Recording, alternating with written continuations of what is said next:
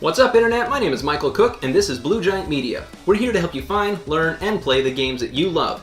Today, we've got Scoville Labs by Ed Marriott. This is an expansion from Tasty Minstrel for the original game Scoville, where you're going to be planting peppers and harvesting those peppers to turn them into chilies and fulfill orders and different things like that. This adds a little separate individual player board where you get to make your own peppers that other people can't benefit from. And we're going to take a look at the component quality, the production quality, and what you're going to get for your money as we take a look at what's inside the box.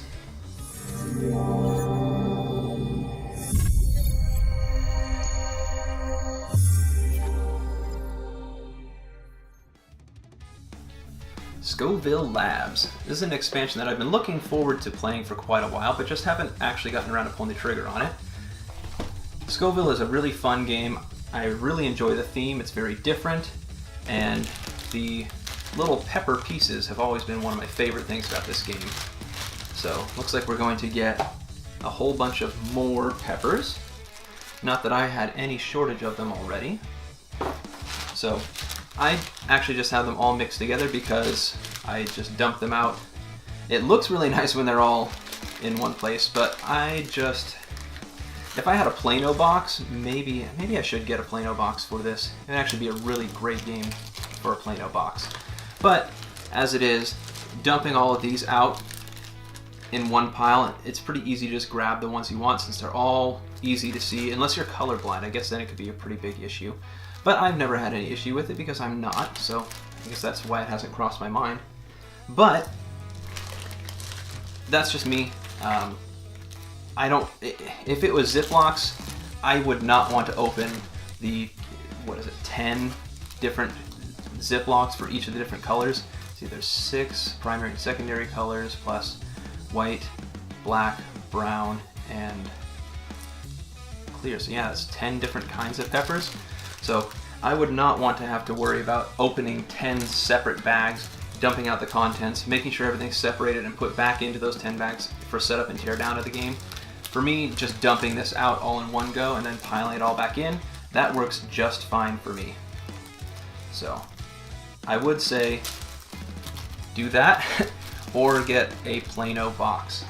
And that way everything is organized and you don't have to worry about it at all. So there's everything in there. We've got more Ziplocs, which is nice. I always like when they come with Ziplocs. We've got some promotional material for Tasty Minstrel Games. We have the Scoville Labs rules. It adds your own little board here, which I'll be pulling out and punching out too. So this plays up to 6 players. These are pretty decent thickness boards. That's nice. Let's see how they punch. One of the complaints that I had about this game is I had a first edition of this game and my board does not lay flat. And I mean, it lays relatively flat, but the biggest issue was the miscut on some of these.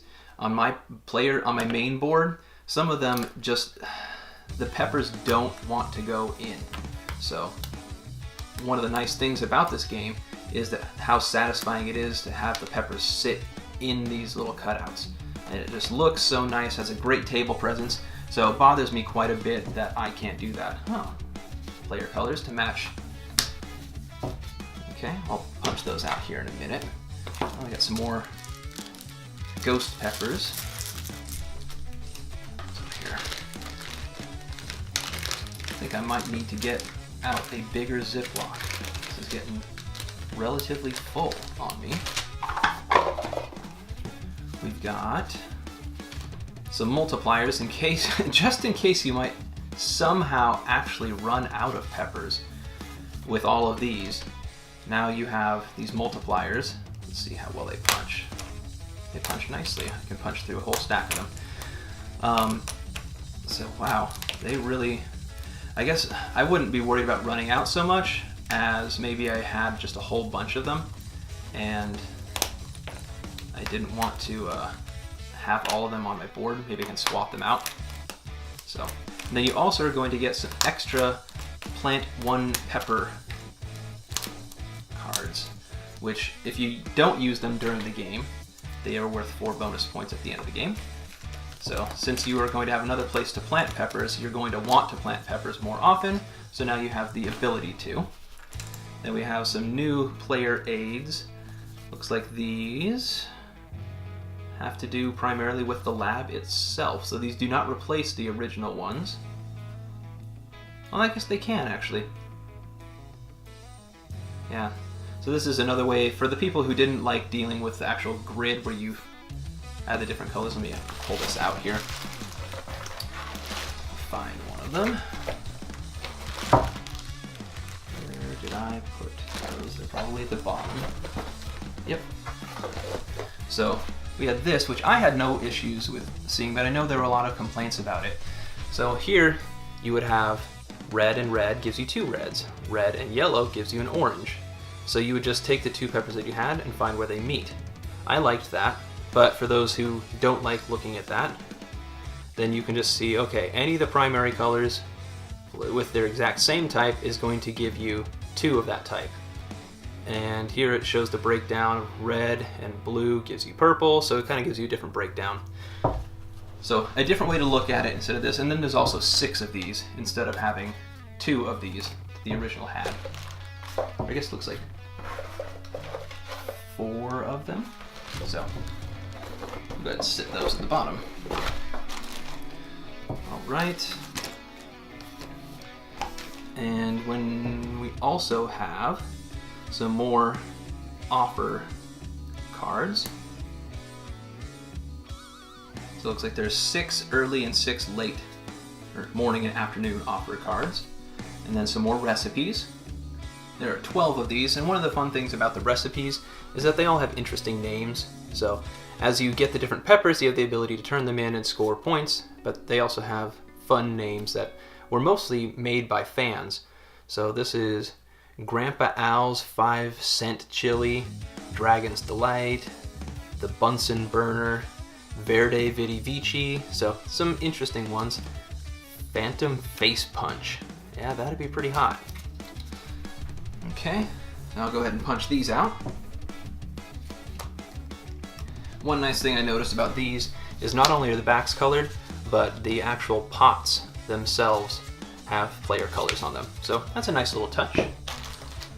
So we'll go ahead and combine the chili recipes. That's something that you can play with even when you don't choose to play with the lab, since that doesn't add any complexity at all. We're going to go ahead and add these new offers, which just give you more different things that you can get and amounts of points, things to turn in. So a little bit more variability sounds good to me. I think it also is meant to kind of work the balance of things a little bit, since there's likely going to be a little bit more peppers. It skews the balance of things that you can score for, so there's a little bit more of a chance that you can score with them, like the higher value peppers.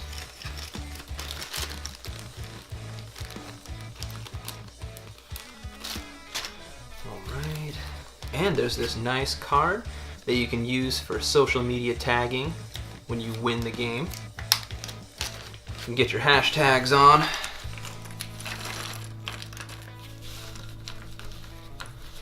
I think I'm gonna have to get a Plano for this. I think that would work nicely. Alright, now let's put everything in here. All those fit just fine.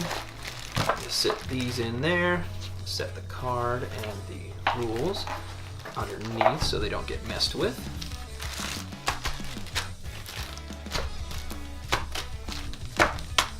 So, fits in there nicely.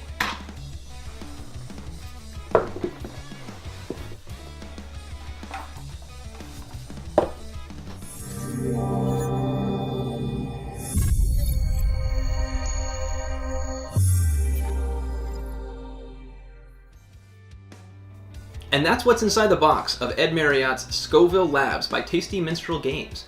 If you want to know more about Scoville or Scoville Labs, keep an eye out for links in the description section below, where I'll post some rules overview, gameplay sampling, and my thoughts on the game.